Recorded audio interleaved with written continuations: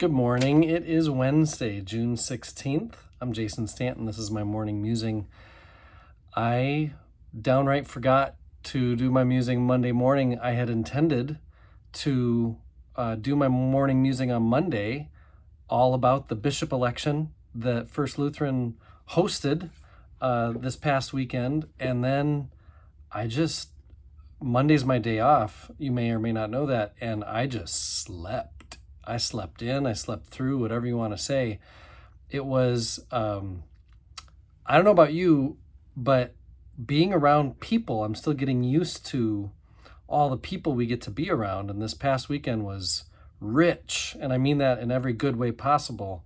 It was rich with people, but that made me feel tired by Monday. So I thought Tuesday morning, as I was on my way to confirmation camp to teach our confirmands, hey, I never did a musing yesterday. So you're welcome or sorry, one or the other. But today, Wednesday, I wanted to share with you my reflections, my experience of electing a bishop to the La Crosse Area Synod, which we haven't elected a new bishop since 2008. So this doesn't happen very often. We had 7 candidates. 5 of them were women, 2 of them were men. 5 of them were colleagues of mine from the La Crosse Area Synod. 2 of them were from outside the Synod. They did interviews. Each candidate did a 30-minute or so interview a couple months ago. So it was just our Synod Vice President interviewing them on Zoom individually. And then later, they did a group interview, all 7 of them with our Synod Vice President. And they did like 4.5 hours worth of interviewing through 7 questions. It was like a marathon of time spent on Zoom and interviewing, and you're in front of a camera, so you always have to look attentive, even if you're 4 hours in hearing the same thing again from another candidate. All 7, so impressive to hang in there as much as they did.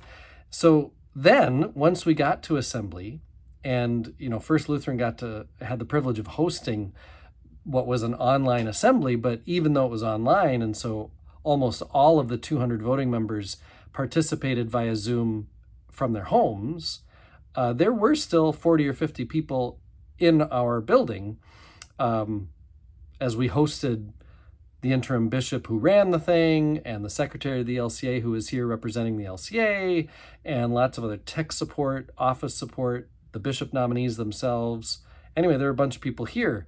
So Pastor Karen, who was co-chair of the Synod Assembly, and our own Andy Stutzman, he was running all the tech. They did some real work over the last couple weeks. And so anyway, we had, on Friday night, we did some practice with Zooming and all that kind of thing. But then on Saturday, each nominee spoke for 5 minutes to the 200 voting members.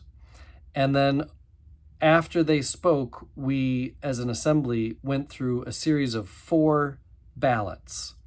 Like every hour or so, there was another ballot. And by the end of the day, Saturday, we narrowed it to 2 candidates. And then on Sunday morning, after worship, we, which was also hosted at First Lutheran, we then voted for the last time. Which then, of course, over the course of all this, our voting members and 200 voting members in our synod had to think about, what gifts are we looking for from a bishop? Which is an interesting question for church people. Like, we have a sense for what a pastor does.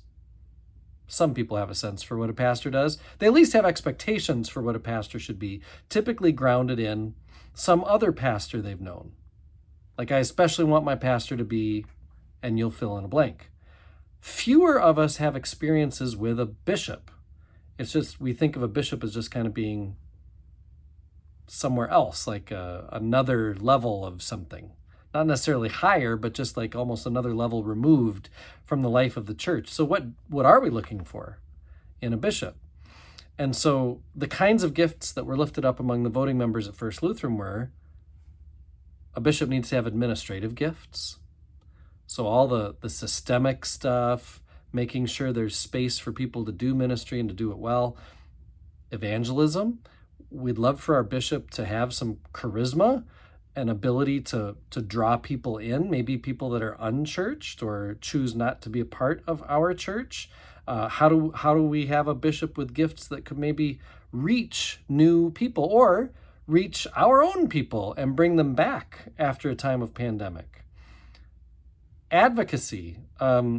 We'd ideally like for the bishop to use their platform for social justice issues. We want our bishop to be a pastor to the pastors. Being a pastor, especially a solo in a rural call, and I can speak to that having done that before, but I know a lot of our congregations in the synod are that. We need the bishop to be a pastor to the pastors. We want the bishop to be a good preacher. The bishop ends up being in ordinations and all kinds of special synod-wide events where you want the sermon that's brought to be good. Be a visionary. We want the bishop to see what is the church called to be in this time, in this place. And so we need vision. Offer leadership to institutions. A bishop needs to, sit on boards like a seminary board or Lutheran Social Services Board or the Conference of Bishops. And so, we need to have a person who's able to offer that kind of leadership. Discipline when necessary. Sometimes pastors make really bad choices, and discipline has to be carried out. So you need somebody with the fortitude to do what needs to be done. Have a faith life that models healthy spirituality. You'd want the bishop to be a model of spirituality, not someone who it's like, boy, they're burned out or there's a lot of things we want from a bishop, right? And I know there's a lot of things people want from their pastor too.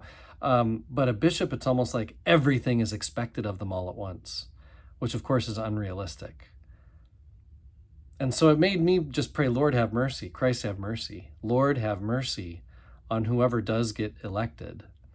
I almost feel bad voting for someone to be bishop because it is a task that is a monumental level of expectation from thousands of people from dozens of congregations and beyond. So among our 7 candidates, the person elected was Felix Malpica. Felix is known to many in our La Crosse area synod. He has a connection through his wife to the synod, but he also played music for years with a group that would play global mission music. And so he played at a couple of global mission events here. He's played for our own synod assembly, being a musician there a few years ago. And so his energy, his enthusiasm, his optimism, his excitement to be a servant of the gospel, it spoke through for sure. He is to be the second youngest bishop in the history of our ELCA. The youngest bishop was his own father. He is the son of a bishop. He's the first person of color to serve as bishop in the La Crosse area synod. So now we have elected the first female bishop in the Western Hemisphere, April Larson, a generation ago. And now we elect a very relatively young person of color as our bishop in the La Crosse area synod. It's exciting. It's also hard because no matter who was to be elected bishop, 6 other people are not to serve as our bishop. And all 7 were really quite qualified, amazing pastors. I encourage you to look online, find out some things about our Bishop-elect Felix Malpica. He writes for Living Lutheran. He's got plenty of things about him online that you can learn about him.